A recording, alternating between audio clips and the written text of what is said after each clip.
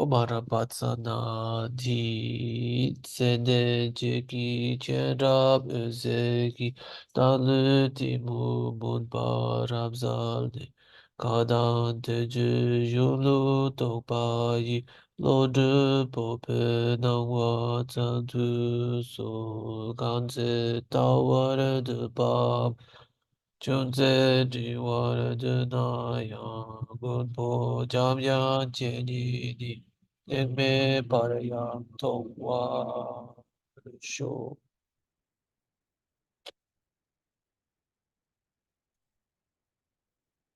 Okay, everyone, welcome to our class. Going to share our usual book, which we're almost done with. We have one more chapter, I think, and then that's it. We finish the book.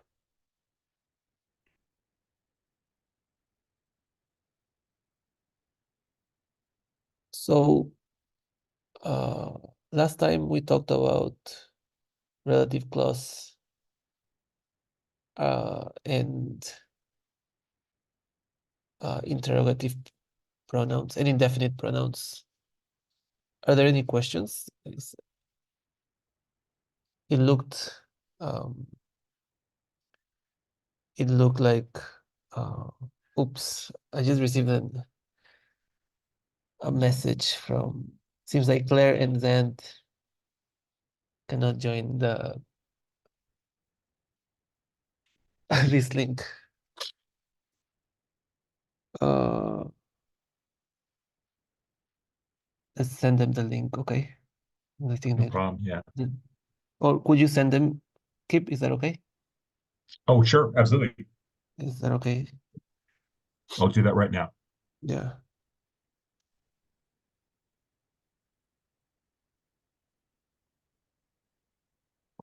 Yeah. Calendar.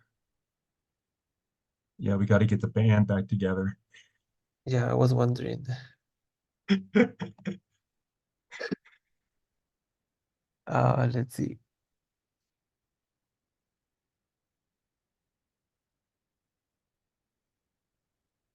Oh,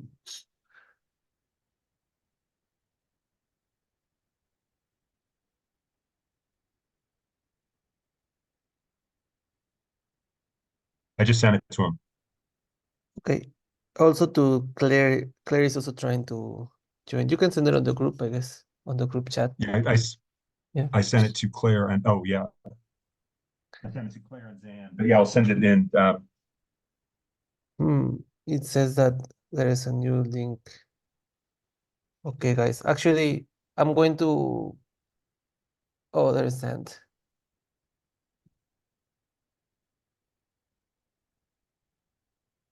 Did you?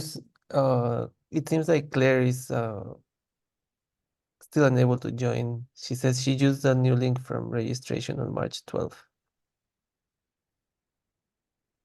I just sent it. I sent Oh, it to the good. group chat again.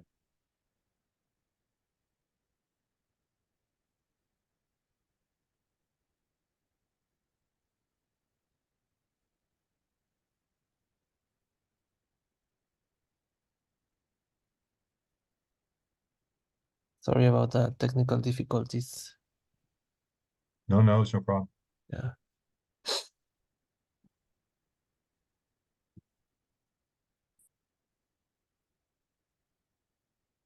Hello, Zant. Finally managed to come in. Hey, Sant, Hi, hi. good to see you. Hey, Claire. Claire joined? Oh, perfect. Okay, good. Okay, guys, welcome to our class again. So, yeah, let's use this link now. And last time we talked about relative clause and interrogative and indefinite pronouns. So I'm just checking in if anybody has any questions or if everything is clear, then we can continue.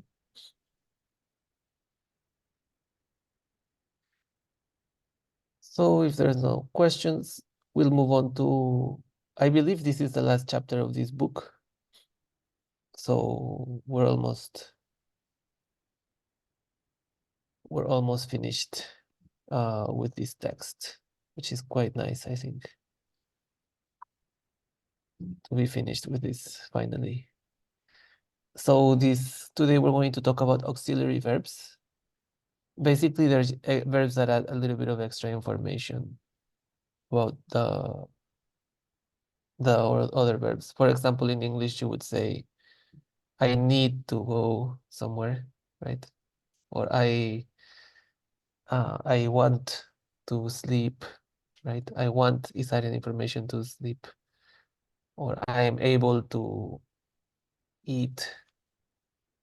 This is basically what an auxiliary verb is. Then there is this one special kind of like special case, which is jur. So jur actually is going to tell us the tense of the verb. I think Claire asked a few classes ago. Sometimes the verbs don't have a form which is which changes. They keep the same form for all tenses. So in order to just specify if it's a past tense or present tense verb, then we add this jur. So we're going to see how that works. But before, what is important to keep in mind here is the spelling. So jur with an ow like this, it's in technically it's present and future, and without the ow is past tense. Chuck, sorry. Yeah. How would you? I was wondering, how would you differentiate between the two in the spoken case? Oh, in colloquial, you wouldn't use The- this actually in colloquial. Uh, okay. In colloquial, you would conjugate it differently.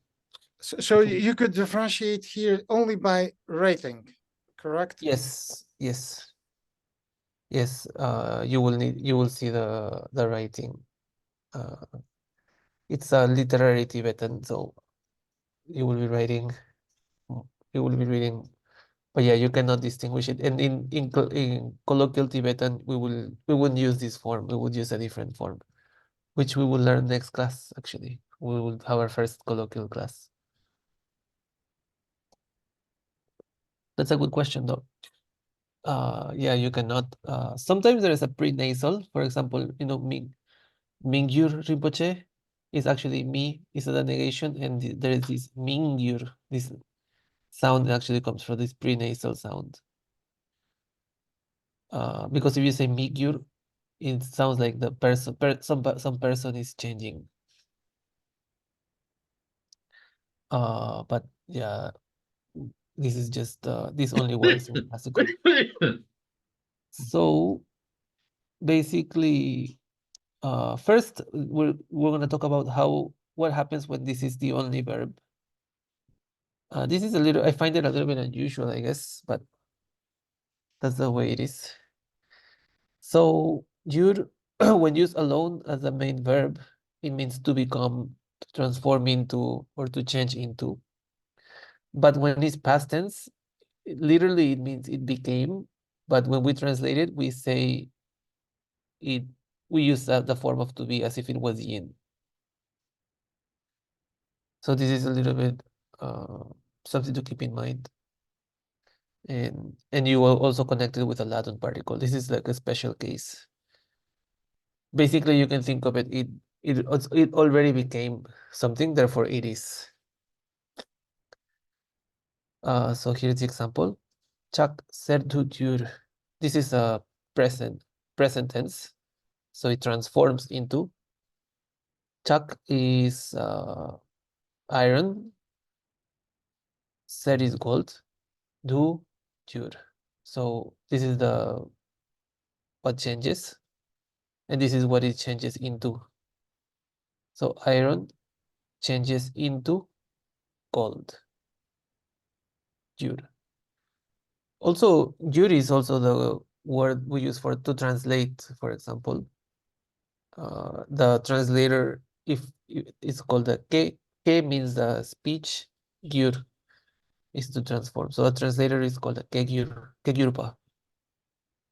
And kegyurche, che is the verbalizer, which we're going to learn to do. Actually, it's coming up here next. Kegyurche in colloquial Tibetan means to translate.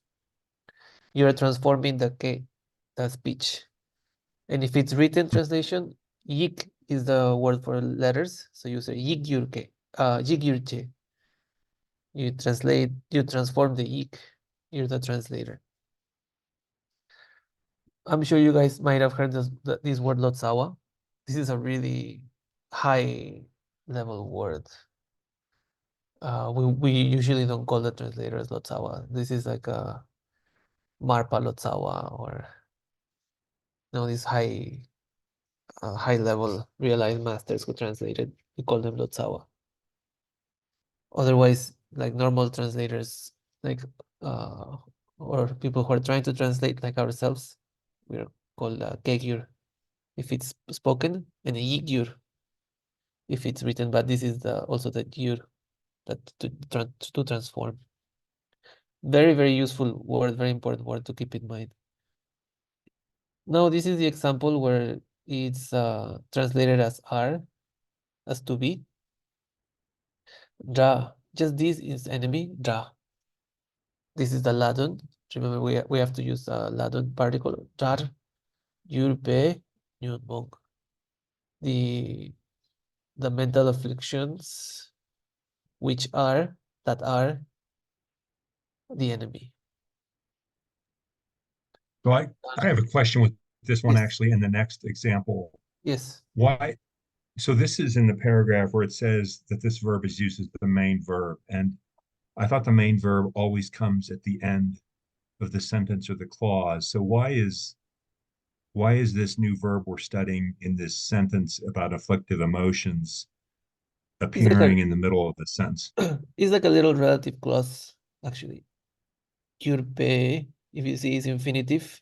Whenever you see infinitive and connect with in a connective particle, you can intuit it's gonna be a relative clause. Yurpe nyonmong. They're putting it in that sense. The enemy, it's very unusual actually.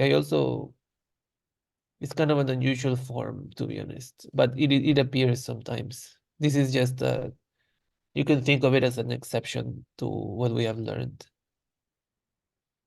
But So in this paragraph, so when it refers to main verb, that could also be a infinitive form in a relative clause. yes, in this case, yes. Thank you. Yeah. The next example also, core with you. This is the first part, the cause of samsara. cause of samsara, korwe ju. This is the ladon. Korwe jur. Something's going to happen to the cause of samsara. Yurpe marik pa. So ignorance, which is when this form exists, is translated not just as to be, but which is or that is. Ignorance that is, because it's the little relative clause, right? That is the cause of samsara. It's just a formation to keep in mind. It's like a special treatment of this verb jur. I have a question. Sure. I noticed that why would it not be ignorance that was the cause of samsara? Because it says that the gur with just the ga and the ra is past tense. Yeah, so jur literally means to transform or to become.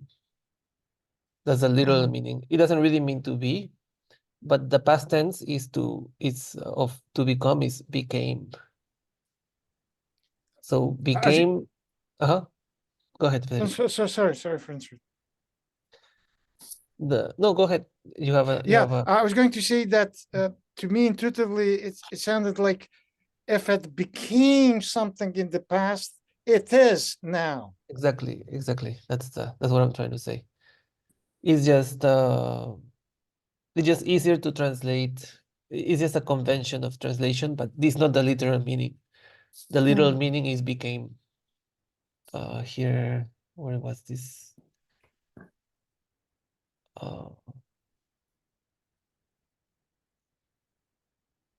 Oh, yeah, actually it's here. Year, which literally means became or changed into, is often better translated as to be. It just sounds better in English. Yeah, but it's not the actual meaning. The actual meaning, it became. Like if I tell you in English, oh, I became a thief. I am a thief, right? It's the same. It's the same meaning. Like I became something. Therefore, I am that thing. Thank you. Yeah. So, when that's it for this. Just something to keep in mind. Now, yurwa is used as the auxiliary verb. It only indicates the tense of the verb. So now, if yur is attached to the main verb, it only points out to whether it's past or future, just to help us distinguish. So in the present, actually, if this is doesn't, even though this is a present conjugation, actually, it will never be used to indicate present because you don't need this auxiliary. It's only used for future. So if you see it, it's going to indicate future. So this is our example. Drawakun, all beings. Chiwar is to die. And you need this ladon to connect warjur. Will die. All beings will die. Drawakun di chiwarjur.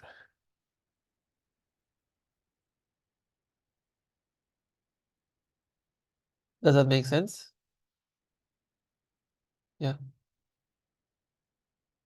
Should the main verb that precedes the present future auxiliary to be in the past form, this means that the action will be finished in the future.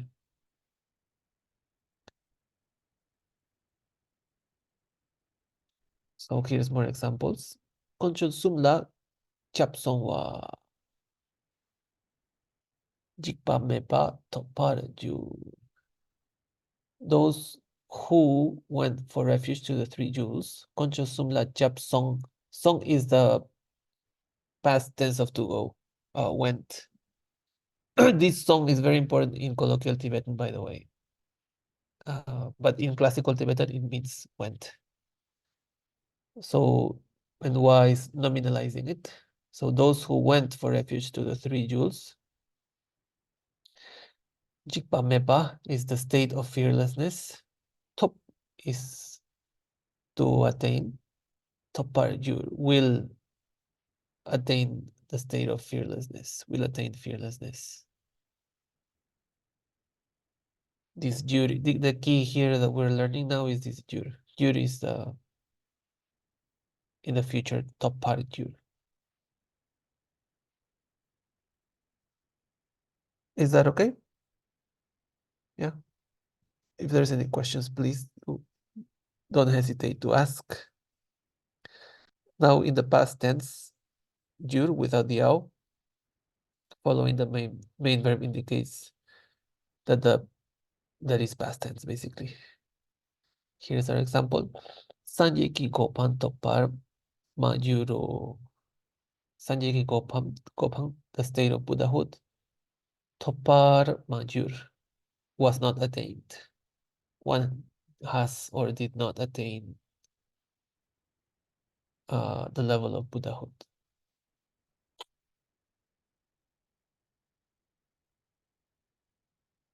Basically, it's just this, whether this ao is there or not is what's going to distinguish it. Okay, just keep that in mind. So if in the past tense, if it is preceded, I mean, if jur is preceded by the main verb and is formed and followed by a cheek, it expresses a wish of or aspiration. We already learned this, like jur cheek. Topar jur cheek. So don't be confused. If there's a cheek after the jur, it's expressing an aspiration. So that's it for jur. To sum up, the auxiliary jur shows that the main action takes place in the future and that it will be finished in the future. And this one is telling you the past. Just reiterating what we said. Let's do one or two examples. Sanjigi Gopan sedila topar minjuro. Sanjigi Gopan, again, the state of Buddhahood. Sedila, in this life, topar minjuro. Topar minjur, someone will not attain the state of Buddhahood in this life.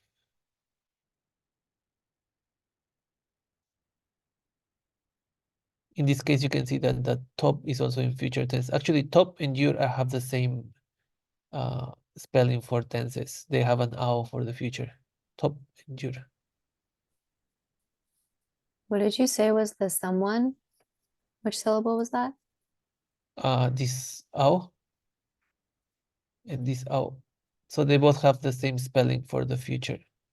Top and jur both. Hmm. There's a couple actually of verbs that have this form that they have an ao for the future tense.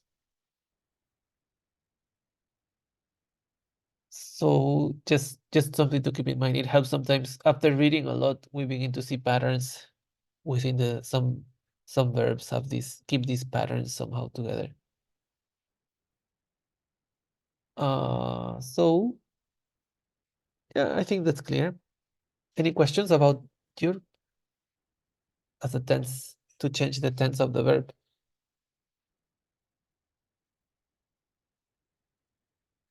So now we have another one, chepa. This is it means to do. And actually this is a very important verb in colloquial also, che, to do. Past tense this is the spelling, and this is the future tense. So this functions a little bit different, not so much with time, although because the spelling is different, it tells you more or less the time, but it indicates the tense. But it also has these causative functions sometimes as well, which I don't know if they wrote it here. It must be here somewhere. Oh yeah, it's coming down.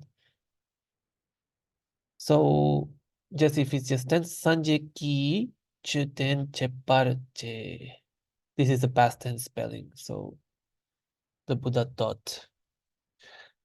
I believe this is also past tense already, but this I think it's both past and future. So just to make it 100% sure that it's past, ten parche past tense spelling.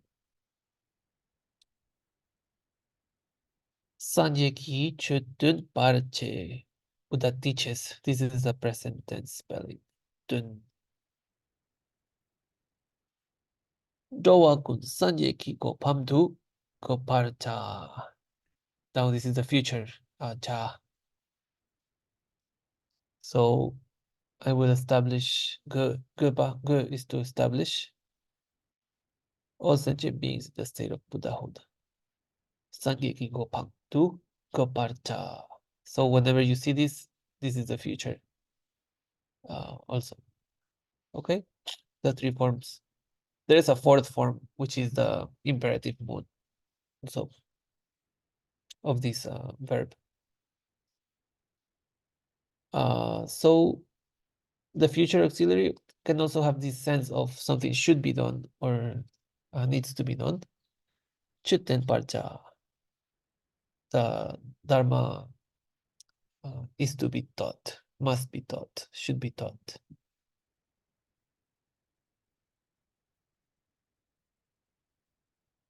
Should be taught in the. It has also it carries this connotation of being future. Mitakpa judu comparchao. Oh, jundu. Continuously. One must continuously comparchao. Meditate on imitakpa, on impermanence. Okay. Just one question, although I think I know the answer. The Uh-huh. O is the finishing particle here, I believe, but I'm not Yes. 100% sure. Yes. Yes. But why would you sometimes put it and sometimes not? It's just something. It's an ornament. Like sometimes Okay. you put your. Not us, but I guess the girls put their earrings. Sometimes they don't. Yeah. Something like that. Okay. Yeah. Thank you. I don't know. Maybe you guys put earrings. I don't know. It's okay. Um. So that's that. Now, Che. So they give a sense of a like a causative sense that somebody needs to cause something to happen. This is also a form used in colloquial Tibetan. So tarpa is to liberate. So tarpa che is to cause something to be liberated or someone to attain liberation. So in a way, what this is doing is turning a tamide into a tade verb. It's turning some verb because it's not just happening by itself. Now you're at making it happen. So it has that capacity also, this che. You're making it happen. Like tokpa is to realize. Tokpa che is to cause to realize. So it can cause something to happen. Nangwa, illuminate. Nangwar che, cause something to be illuminated. Jiwa is peace. Shiwa che is to pacify. Tonpa is to teach. Tonpa che, the same thing. Supa, because these are tade actually already. These are also already tadeba. So basically it doesn't do anything here. They're just adding it. I don't know why they're adding it. We'll do one or two examples. Lame kek tamche shiwarche do. So the lama marked by the agentive particle. Kek are the obstacles, the obstructing spirits. All the obstructive spirits, shiwarche do. He pacifies. So the Lama pacifies all the obstructing spirits. Notice that now that this became a Tade, it also needs the agentic particle. Because G to pacify by itself is a Tamide. So if it was just pacifying by itself, it wouldn't need this agentic particle, of course. Chakchen tokpar chepe tapchok ni mugu tang ninje. So again we have a little bit of a relative clause. Chakchen is Mahamudra, Chakya Chempo. Tokpar chepe tap, the method for realizing or causing the realization of Mahamudra. I'm sorry, the supreme method is Mugu and Nyingje, devotion and compassion. Again, we have a relative clause here.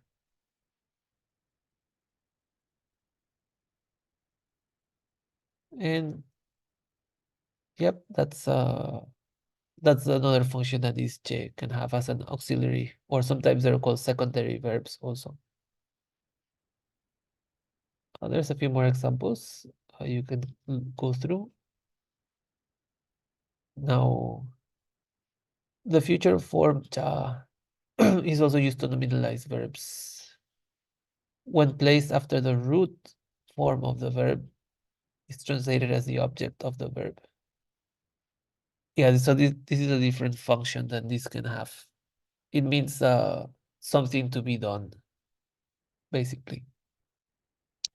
Meaning that you get rid of this connection in between. So we're gonna see an example. Shepa. Shepa is to know. Sheja is that which is to be known. For example, Django control treasury of the translator as the treasury of knowledge. I think it's Sheijatsu, the treasury of that which is to be known. It uses this Sheja. So Gom is to meditate. Gomja is the object of meditation, or that which is to be meditated on. Gomja. Tokpa is to realize, and Tokja is that which is to be realized. Pong is to abandon. Pangja is that which is to be abandoned, the object of abandonment. Dulu is to tame. Dulja is those who are to be tamed.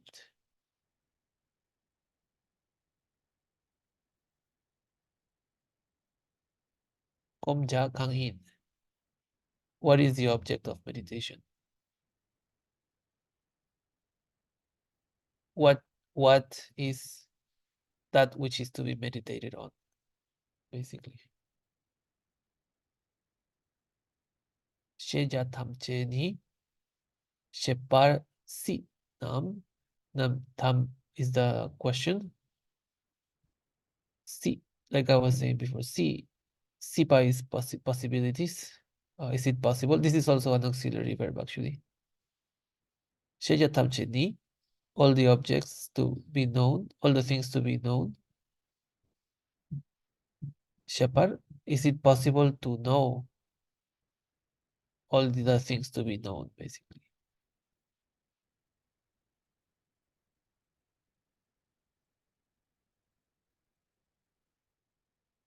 That's the function of Ja. With this, don't forget that for that function, they need to be together. The main verb and Ja. There is no par in between. Just keep that in mind. And other auxiliary verbs. Nuba means basically to be able to. Like, are you able to do something? Kongni yul yunjing por samla nepar minu. So he wasn't able to stay long in retreat. Không ni Yun Rinpo is a long time. Yun Rinpo Ladun Samla in retreat. Nepal to abide Nepal. And this is to connect it with the auxiliary verb. Minu not able.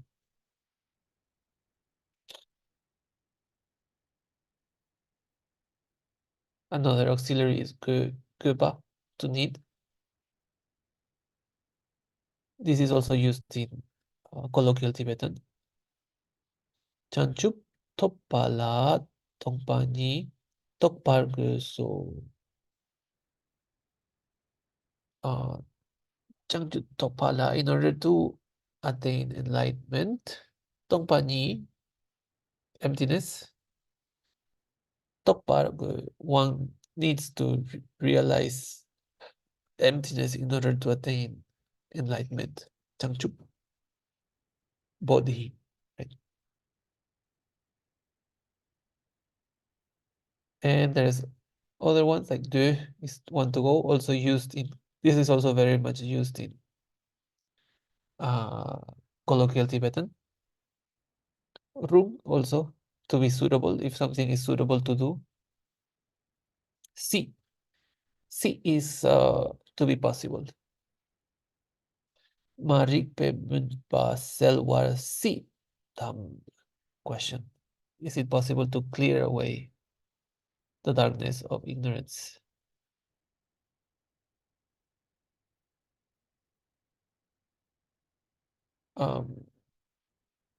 So that's it for auxiliary verbs.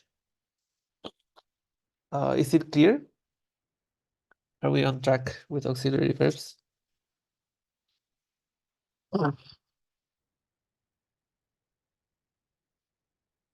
Okay, then we move on. Now, verbal uses of particles. So far, we have learned that the particles have certain functions, but these functions are always being the particle after a noun. We call nominal functions. But actually the particles, the same particles will behave differently when they are attached to a verb. So now that's what we're going to learn now. Is easier actually, or less complex. The particles have more uses, as they have more nominal uses. So this is a little bit easier, but we have to go through it. They're saying that this is a relationship between two sentences. They're calling them sentences because usually the verb is marks the end of this idea, right? But we know there are no sentences in Tibetan. They're connecting sentences together. Yeah, that's how they're using to say it. I wouldn't say it like that personally, but so the connective particle will show us, but it will show a contradiction in between. Although, nevertheless, it can be translated as these words here. So here's actually, it can also be translated as and sometimes. Usually, if it's two contradictory things, it works as but if the two things are harmonious, it can also be translated as and. This is the example. Sik ki dun mi go. Sik Sik is words. She is to know. So someone knows the words. Dun mi go. Go is hako, like understand. Mi is a negation. Dun is the meaning. So somebody knows the words, but ki, now ki is functioning as but because it's after the verb. Ki dun mi go doesn't know the meaning. somebody knows the words, but not the meaning. Although one knows the words, one does not understand the meaning. There is many ways to translate it, but you get, is this clear? Yeah. So now you have to check whether the particle comes after a verb or a noun. So we have learned, for example, in the case of connective particle, we know that it can have usually three functions after the noun of to connect the adjective, and it can be an apposition. If it's after a nominalized verb, it's probably a relative clause. And if it's after a normal verb, then it's although or and is a conjunction, or I forget the technical terms, contradiction. Basically, but or and you can just think like that. Maybe that's easier. Let's try another one. Dini sanje ki masung ki kepadi sungso. Okay, so this is I want to point this out because this is very important actually. In Tibetan, this is very, very much used. It's almost like the subject gets split into two verbs. So dini, this is the subject. This, marked by the ni. Sanje ki masung. So the Buddha, agentive particle, did not say. Then there is the connective particle after the verb. Kepa di, agentive particle, sung so. What did he say? What did the Kepa say? He said this. So notice how, I just want to point out, this is very important to understand. This subject is for this, and this subject is also for this. In Tibetan, classical Tibetan, they do this a lot. They take a subject, and then the subject gets like split through different verbs along the idea. This is an example. So here's the subject. This, the Buddha did not say. Sanji ki masung, ki, but, kepa di sung. The scholar said it. So they translated it. This was not said by the Buddha, but was said by this scholar. Or even if this was not said by the Buddha, or although the Buddha didn't say this, the scholars said it. There's many ways to translate it. Is that clear? Yeah. There's one more. Ngeni. Again, I am the agent here. Chola to you. Tarpe tapten ki. Tapten ki. So this is a verb. Ki. Tarpa rangla ragle. So ragle is depends on. In colloquial Tibetan, we also use ragle kire. Ragle kire is like it depends on. So actually, this is a quote. There is a really famous quote by the Buddha. Actually, it's by Buddha Shakyamuni. Yeni chola tarpe tapten. So and now this also functions as but connective particle because it's after the verb. So although I taught you the tarpe tap, the method of liberation. Tarpa, liberation. Rangla, on oneself. Ragle, depends on oneself, on yourself. Even though I taught you the method of liberation, it depends on you. Very, very famous quote by Buddha Shakyamuni.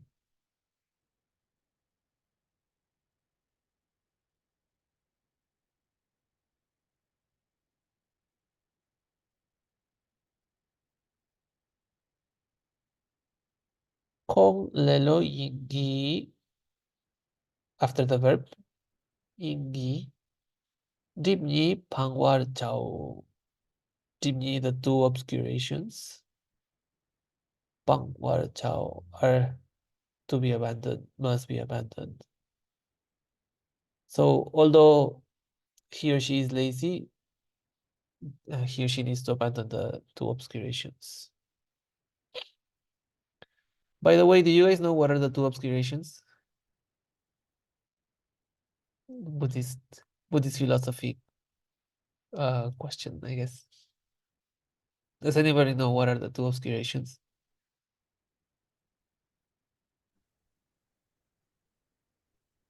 This is very important to Attachment, know. Uh-huh. attachment and aversion. No, no. No, those will be the afflictions. Okay. So the two obscurations are the kleshik, the afflictive obscurations, nyonjip in Tibetan, nyomongijip, and the cognitive, shedjip, the shepedjip. So actually, the arhat, by practicing the fundamental vehicle, we get rid of all the nyonjip, the afflictive obscurations, but we have the shedjip, the cognitive obscurations. Only bodhisattvas actually go the don't have the obscurations, the other two obscurations. So basically, if you don't have the afflictions, you're liberated. You attain liberation from samsara. But from the Mahayana point of view, your arhats are free from samsara. They have attained liberation, but they have not attained ultimate enlightenment. Only once we have freed ourselves from the cognitive obscurations, meaning we have actually seen into the true nature of reality, then we can attain enlightenment. Anyways, this is the where we should know these concepts by means of knowing Tibetan language. It's important to know this a little bit of Buddhist philosophy when knowing Tibetan, because otherwise none of this makes sense actually. And if we're going to translate, we're going to do a very poor job if we don't understand these concepts. And if you want to understand these concepts, you can come study Longshin Chendra with Dolpo Tulku, like Sand does.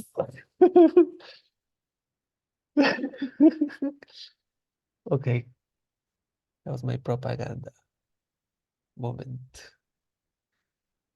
Okay, maybe we have time to do one more. These are called the concessive particles. In this case, the meaning is the same actually as the nominal meaning. And this doesn't change so much. It's just a contradiction. But however, Kongni sanye ki tenpa mangpo te kyang nyon mong pangwar manuso.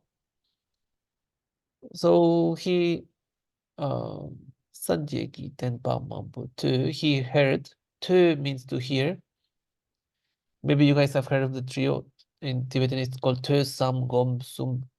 Hearing, Te Sam, contemplation, Gom is meditation. Te Sam Gom Sum, Te, to hear.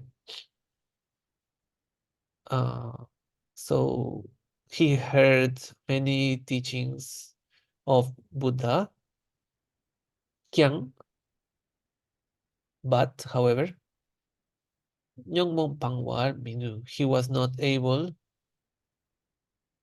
again, secondary verb, not able to abandon the Nyongmong, the kleshas. Which, by the way, we know that this is not a good translation now of klesha. We don't like this translation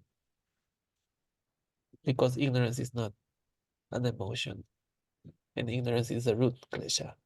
It's a root Nyongmong. So when you translate, it's better to translate it as mental afflictions. Or just afflictions, actually. I disagree with this translation, personally. But I got that from Alan Wallace, just so you know. Okay. Yeah, etc. Just know that that kyang is but. And if there is an agentive particle, it means because, therefore, or since. It just implies reason. Okay. So in our verbal, for verb, if the agentive particle comes after a verb, it's translated as because, therefore, since, by, because it's expressing reasoning. Here's our example. Tenpadi, daki, sheki, techiktu, nyunchik. Nyunchik is listen up, like imperative mood. Tenpadi, dagi, she, this teaching, dagi, that I explained, ki, because, reason, now it is working with reason. Techiktu, one pointedly, single pointedly, techik. Is one of the 4 yogas of Mahamudra, by the way. There is one, the yoga of single pointedness. This is the term they use, techik. 2, nyunchik, listen one pointedly, single pointedly. How I shall explain the teaching. Therefore, listen. So therefore is this key reasoning. It's expressing reasoning.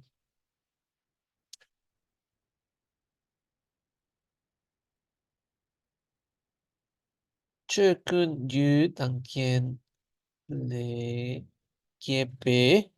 So here's up until here. This is the reasoning. Milam tang tao is like a dream. So because chukun yu tangkien le kie, all dharmas, all phenomena, yu tangkien, causes and conditions from arise, because all dharmas arise from causes and conditions. Milang dan Dao, they are like dreams. Before I left Bhutan, Lama Karma said, "Oh, now you're leaving. When you go back to Nepal, now this whole experience will be like a dream." He said, "No, he's right. You know, I had a lot of fun there, but nothing is still left. Only my memory."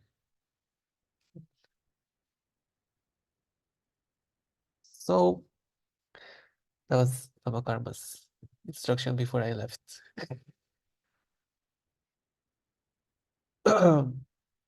So that's that. Yeah, we'll do the rest once we run out of time. So now we will cover the verbal functions of particles. That's what we're doing now. And then I think that's it. After that,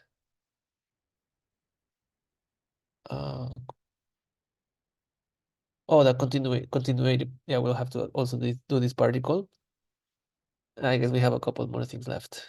Yeah, we'll finish next, but we'll finish next class because